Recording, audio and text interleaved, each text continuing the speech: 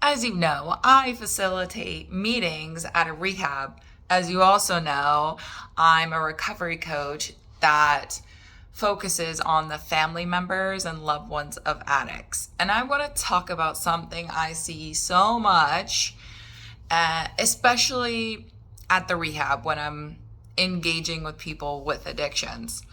And it's the family's misunderstanding of what's actually required when someone gets sober. What they're doing in there, they're going away for months at a time, and you don't have any insight as to what exactly is going on in there. You think the only thing that they're achieving is resolving their addiction, making it go away, and then they'll come back and everything will be the same minus this addiction.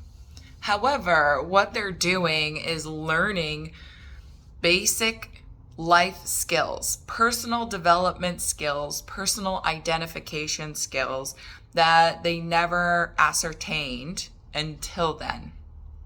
At least didn't have the space to practice or hone in on it.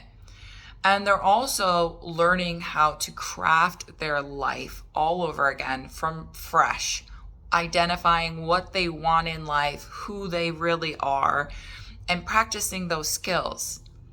How does that translate to you? Great question. That means that their entire relationship with you, everyone else in their family, is going to change. Suddenly they're not going to be around for family events where there's substances or alcohol. They'll either distance themselves from you because that's going around, or they'll re-engage in those behaviors and they'll relapse. They have to completely overhaul their lives to be successful in recovery. And there's no straddle point. You can't go to these family functions and be tempted by substance or alcohol and also have a very successful sober lifestyle. It's an extreme lifestyle, almost like, have you ever met someone who was just obsessed with fitness and it was their whole personality? You couldn't even go to a restaurant with them. They would never have dessert, not even a bite. And you felt weird engaging in dessert because they would just be sitting there and not having any. You feel weird for doing it. So what do? We try to pressure them to do it. And that's what happens with addicts when they're trying to recraft their life. They'll get tempted to re-engage in this scenario.